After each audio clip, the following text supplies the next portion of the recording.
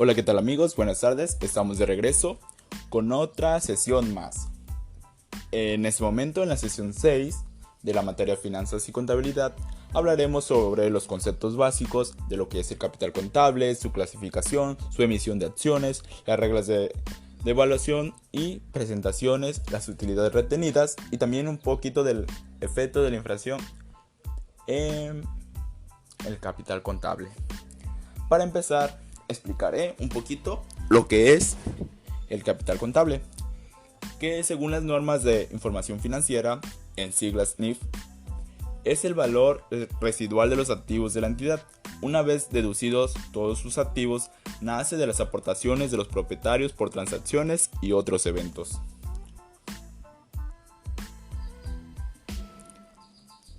Algunas de las características y clasificación del capital contable es que es el derecho de los propietarios sobre los activos netos, que surge de las aportaciones de los dueños por transacciones y otros eventos o circunstancias que afectan a una entidad, el cual ejerce mediante reembolso o distribución. Este se divide en capital contribuido, capital social, aportaciones para futuros aumentos de capital, prima en ventas de acciones, y también tenemos la otra clasificación, que es el capital ganado, que son las utilidades retenidas, incluyendo las aplicadas a reservas de capital, que son también las pérdidas acumuladas. Otro punto también es la emisión de acciones, que se da cuando una sociedad de acciones decide salir a emitir acciones al momento de constituirse y luego busca aumentar su capitalización. Así es que una sociedad por acciones, como las sociedades anónimas, disponen de un capital dividido según el número de acciones suscritas. En cuanto a la emisión de acciones, se les entrega a los nuevos propietarios de la empresa, o sea, los accionistas, al constituirse a la sociedad. Si es un accionista, cede sus acciones a un tercero, convirtiéndose en accionista, debiendo registrarse en un libro de accionistas. Esta también conlleva una clasificación, la cual se divide en acciones comunes u ordinarias, que es el tipo de acciones que da derecho al titular a participar en los beneficios de la empresa. Las acciones preferentes, que es el tipo de acción que significa el valor patrimonial sobre las acciones comunes respecto al pago de dividendos. Las acciones de voto limitado, que son las acciones que dan derecho a votar en determinados temas de la empresa, figurando en el contrato de suscripción de acciones. Las acciones convertibles, que son las acciones que pueden convertirse en bonos y viceversa. Las acciones de industria. Este tipo de acciones obligan a que el aporte de los accionistas se realice mediante un trabajo o servicio. Las acciones liberadas, que son el tipo de acciones emitidas sin obligación de pagarlas por el accionista. La acción propia, que es el tipo de acción que el titular de la propia empresa emite. Acciones con valor nominal, que son las acciones que figuran numéricamente en el valor del aporte. Y las acciones sin valor nominal, que son las acciones que no reflejan el monto del aporte, pero sí establece la proporción equivalente en el capital social. De ahí nos pasamos a las reglas de evaluación y presentación de las cuentas por cobrar. Explicaremos en qué consisten estas reglas contables, que tienen como propósito representar los derechos exigibles originados por ventas, servicios prestados o entre otros. Las cuentas por cobrar deben reconocerse a su valor de realización, que es el monto que se pueden recibir en efectivo o en especie por la venta o intercambio de un activo. Por ende, las cuentas por cobrar deben cuantificarse al valor pactado originalmente del derecho exigible. Para cuantificar el importe de las partidas que habrán de considerarse irrecuperables o de difícil cobro, deben efectuarse un estudio que sirva de base para determinar el valor de aquellas que serán deducidas o canceladas.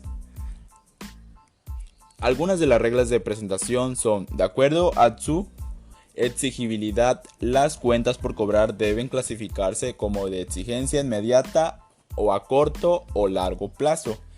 Se consideran a corto plazo las cuentas por cobrar exigibles en un periodo menor a un año, y cuando se consideran por cobrar a largo plazo son aquellas cuya exigibilidad sea mayor a un año. De acuerdo a su origen, las cuentas por cobrar se pueden formar en dos grupos, por si a cargo de los clientes o a cargo de los deudores.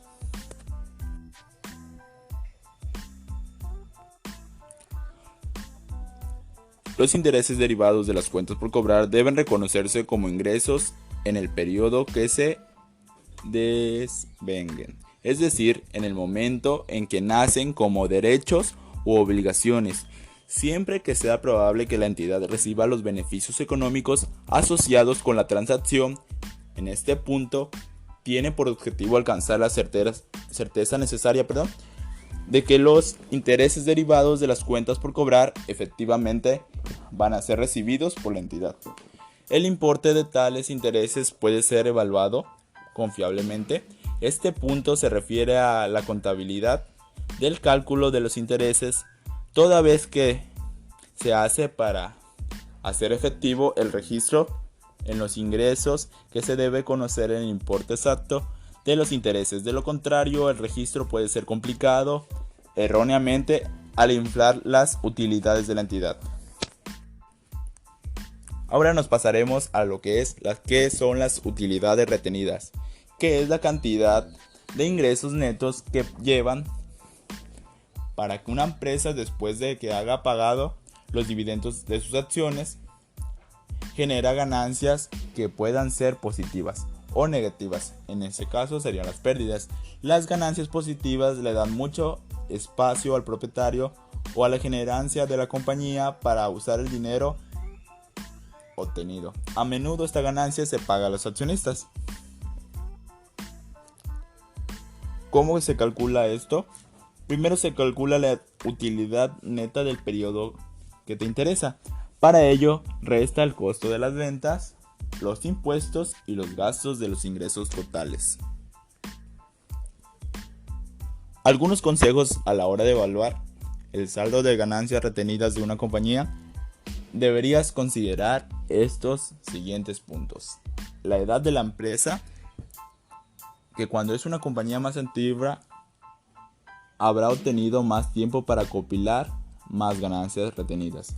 La política de dividendos, que es cuando una empresa que habitualmente emite dividendos tendrá menos ganancias retenidas. La rentabilidad, que es un alto porcentaje de ganancias eventualmente que produce una gran cantidad de ganancias retenidas, sujeto a los dos puntos anteriores. Y por último, la industria cíclica, que es cuando un negocio está en una industria que es altamente cíclica. La administración puede necesitar acumular grandes reservas de ganancias retenidas durante la parte rentable del ciclo para protegerla durante las recesiones. Por último, tenemos a los efectos de la inflación.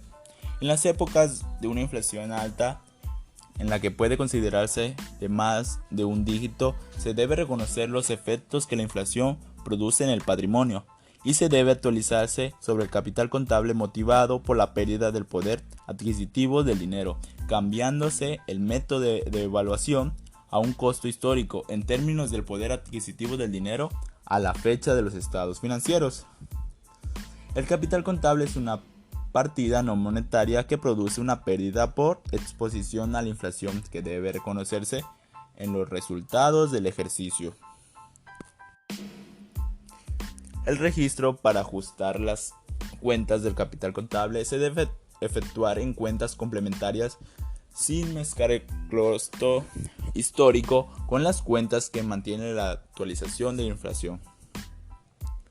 Las cuentas por actualización contable se denominan actualización del capital, efecto monetario acumulado, resultado por tenencia de activos no monetarios y el exceso o insuficiencia de la actualización del capital contable. Las cuentas auxiliares para controlar las cantidades para cada concepto del capital contable. Bueno amigos, espero les haya gustado esta información y que les sirva. más que nada que les sirva para alguna tarea o en la vida diaria. Me despido, gracias.